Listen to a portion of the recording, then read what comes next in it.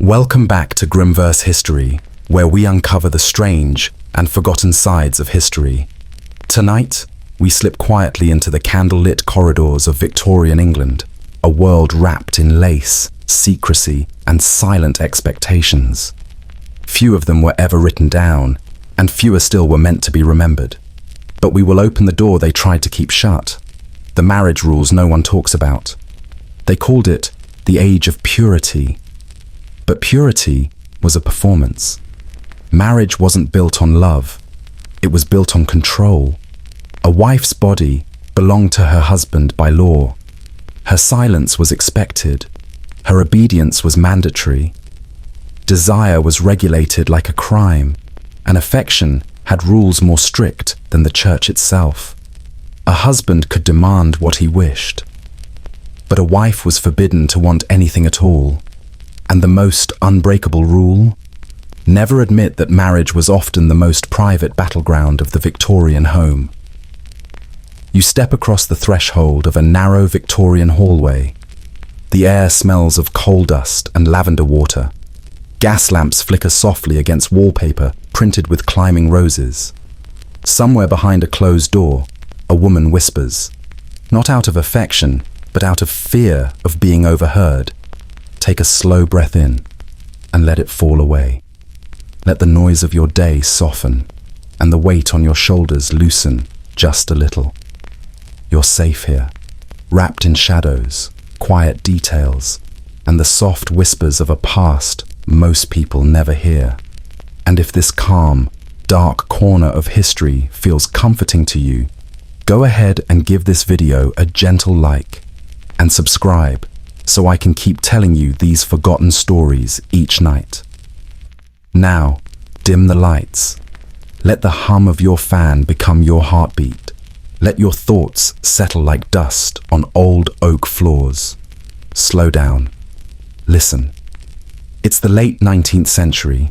The streets outside are quiet. And inside these walls, hidden beneath corsets and propriety, the real Victorian marriage is about to reveal its secrets. Secret loves and the shadows that follow. Victorian love rarely arrives with fanfare. It slips in quietly, like a draft under a closed door. Eleanor meets Julian in that kind of silence, the kind that lingers longer than it should. They exchange glances the way other people exchange currency. A look here, a lowered gaze there, a smile folded away for later. Nothing improper. Nothing anyone could point at, which of course makes it dangerous. Then comes a letter, handwritten, creased, smelling faintly of ink and hesitation. You can almost feel the texture if you close your eyes. Your thumb trails the margin where Julian pauses before writing her name. Victorian ink dries slowly. Victorian guilt dries even slower. Their meetings happen in the in-between spaces.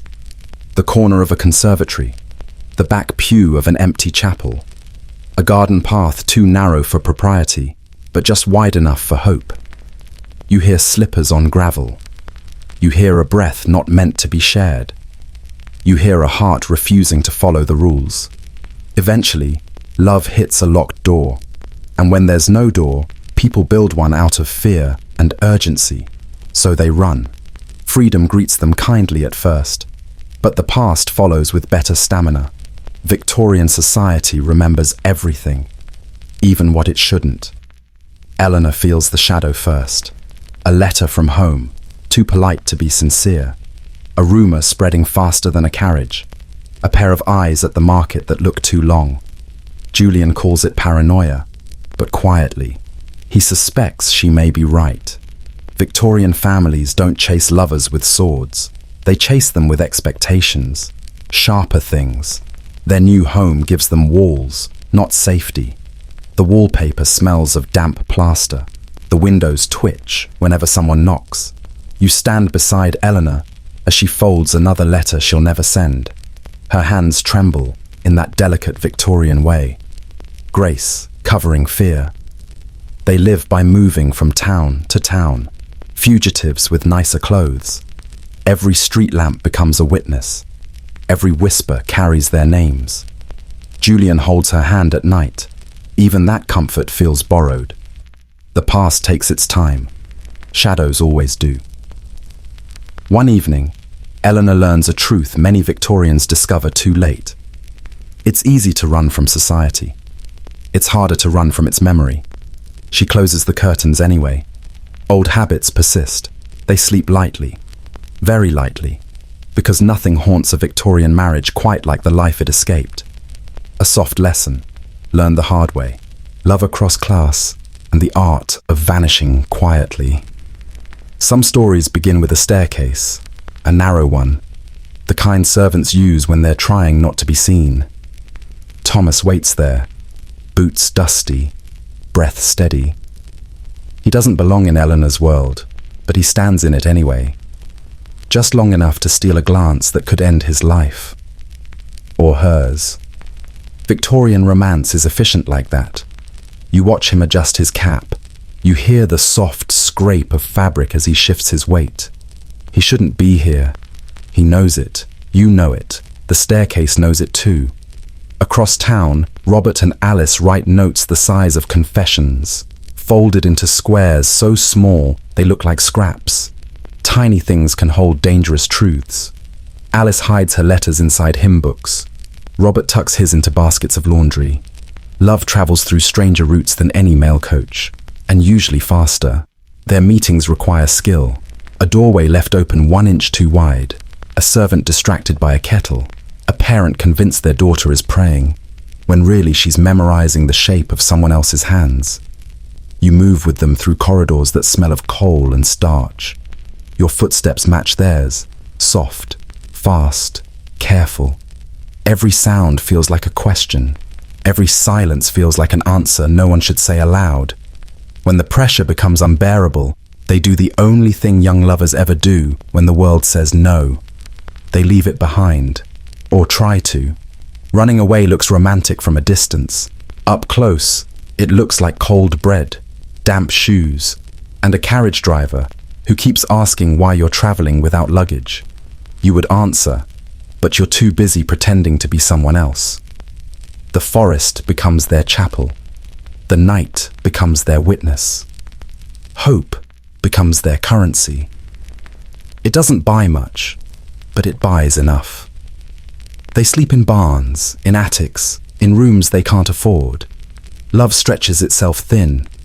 Sometimes it holds, sometimes it doesn't, but it always tries, which is more than most families ever did for them.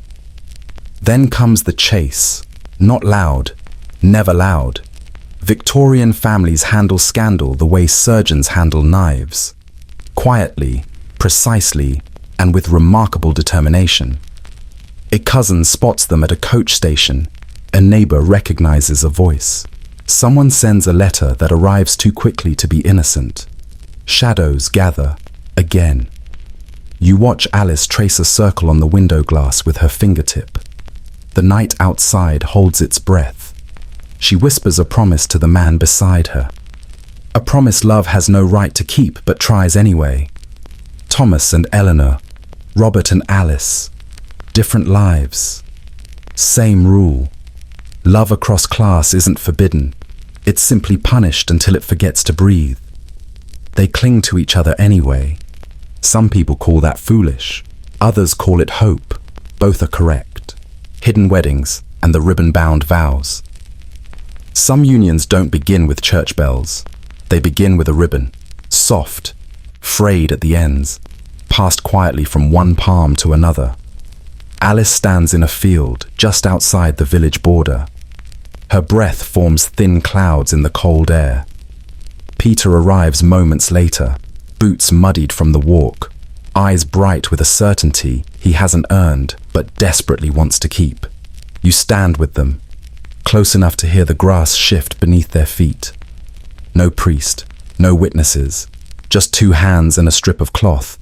Victorian authority hates anything that simple. Alice lifts the ribbon. Peter offers his wrist. Handfasting, they call it. An old practice, older than the laws trying to outlaw it. 2 wrists bound together, long enough to promise a life. No paperwork required, which is probably why people loved it.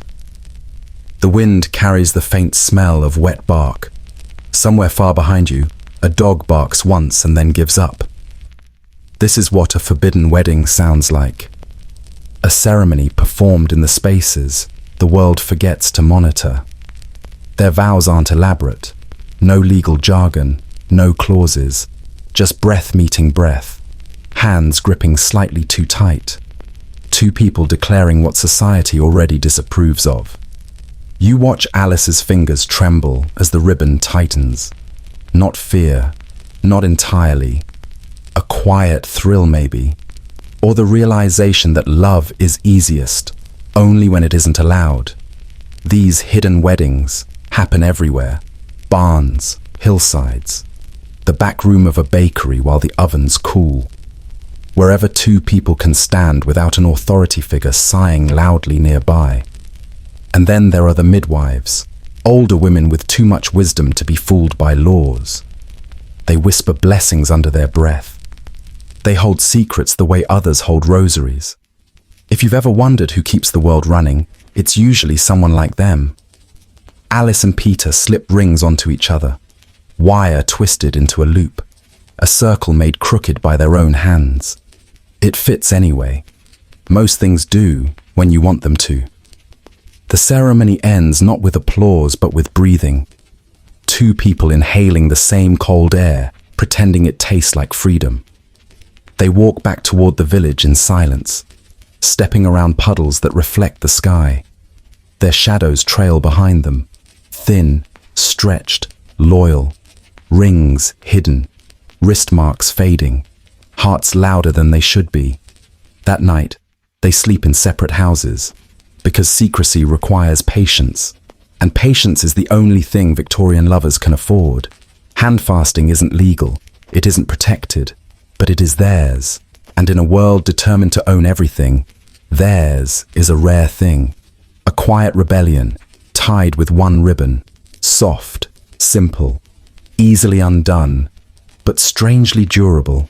You'd be surprised how many marriages survived on less. The next story begins with a different kind of endurance, the kind forged in factories, smoke, and the long ache of working-class lives. Love in the factory shadows. The Industrial Revolution doesn't smell like romance. It smells like coal dust, metal shavings, and bread that cooled too fast. But Eliza meets Jonah in that air anyway. Love is stubborn like that.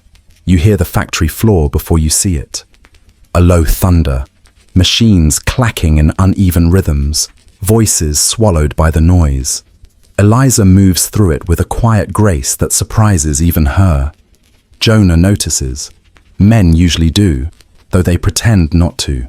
But Jonah watches in a way that feels less bold and more careful, as if he knows beauty can bruise easily in a place like this. Their love grows between shifts, in the seconds when a machine jams, in the minute before the whistle blows, in the narrow alley where workers sit on crates and share bread that tastes mostly of salt and exhaustion. You stand beside them as Eliza hands Jonah half a loaf. Your fingers feel the cracked crust. You smell the factory heat clinging to their clothes. Small details, but love often begins in small things. They don't speak of marriage. Not at first. Marriage requires money, licenses, signatures, luxuries the working class rarely meets. So they build something else, softer, less official, more honest. Jonah gives her a token, a washer from a broken machine, smoothed by hours in his pocket, a ring if you squint. Eliza smiles because squinting is sometimes enough. At night, they share a room above a shop that smells of flour and damp wood. The window rattles whenever a cart passes. The candle flickers, even when no one breathes. You sit beside them for a moment. The bed creaks. The floor sighs. Everything feels patched together, but determined to hold. Their marriage is stitched from routine. A cup of tea cooling on the table. A coat patched carefully at the elbow. A hand brushed, not held, as they pass each other in the doorway. Love exists in the motion, not the declaration. When winter comes, the town grows colder than it should. Factories cut hours, stomachs tighten. Hope curls inward like frostbitten fingers. But somehow, Eliza and Jonah endure, not with grand gestures, just persistence, the kind that stays even when everything else leaves. One evening, Eliza asks Jonah if he ever wishes they had a real marriage, the kind with papers and witnesses and names neatly written in a registry. Jonah shrugs. Dry humor flickers in his eyes. Paper burns, he says. Us, less likely. And maybe he's right. Some unions survive because the law recognizes them. Others survive because the people in them refuse to fall apart. Eliza rests her head on his shoulder. The room smells of smoke, tea, and worn wool. It's enough. It has to be. Working-class love usually is. And there is another kind of love, one the Victorians denied more fiercely than poverty, class, or scandal. Silent bonds and unspoken love. Some loves don't knock. They arrive quietly, almost politely, as if they already know the world won't welcome them. Margaret meets Sarah on a wind-swept cliff in Cornwall. Salt air, wet stone, gulls circling with the indifference of creatures who've seen every kind of secret before. You stand with them as their skirts whip in the wind. Two silhouettes, one unspoken understanding. Their friendship begins in plain sight. That's the safest place to hide something. A walk along the shoreline, a cup of tea in a kitchen warmed by a small fire, Sarah humming while mending a torn hem, Margaret pretending not to stare at her hands. Victorian society calls it companionship, a harmless closeness, a gentle bond between women. And society prefers it that way, because naming the truth would require admitting it exists. You watch them fall into rhythm. Margaret brings books. Sarah brings stories she never writes down. They share pastries, secrets, and the occasional silence that lasts a little too long. Silence says what words can't. Their love grows in the small hours, when lamps burn low, when the sea presses against the shore with a steady, private heartbeat, when a hand rests a moment too long on a sleeve. Not enough to scandalize, enough to reveal everything. No vows, no documentation, just closeness shaped carefully, like a fragile sculpture the world keeps trying to knock over. You see them walk through town, shoulder to shoulder, eyes forward, never touching, because Victorian morality has a long memory and an even longer reach. Rumors travel on their own legs. Whispers stretch themselves along fences and narrow streets. Someone always watches, someone always wonders, but wonders quietly, because scandal is expensive and curiosity is cheaper when muffled. At night, Margaret and Sarah share a room with two beds, placed politely apart. The gap between them is small, meaningful, dangerous. You feel the warmth that crosses it anyway. Sarah reads aloud by candlelight. Margaret listens with her head tilted slightly, the way someone does when they're memorizing another person's voice. The wax drips slowly. Time drips with it. No law acknowledges them. No church blesses them. No registry records them. But love has never needed witness signatures. One evening, Margaret asks if they should move somewhere quieter, somewhere the world forgets to look. Sarah smiles. A small, steady smile. We already live quietly, she says, and the world still makes noise. A dry truth, delivered gently, the kind that lingers. Their bond survives not because it's protected, but because they protect it themselves. They exist in the margins, but margins hold words too. Sometimes the most important ones. A fragile love. Yet somehow, It outlives the era built to erase it. The night settles, the breath slows, the story exhales. You can still feel the faint chill of Victorian stone, the soft scrape of ribbon on skin, the quiet footsteps of lovers moving through narrow halls.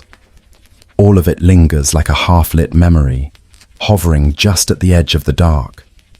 And now, gently, we step back, as if closing a heavy wooden door without letting it creak. The air around you grows warmer. The past loosens its hold. You return to your own room, your own quiet, while the echoes of their lives settle into stillness.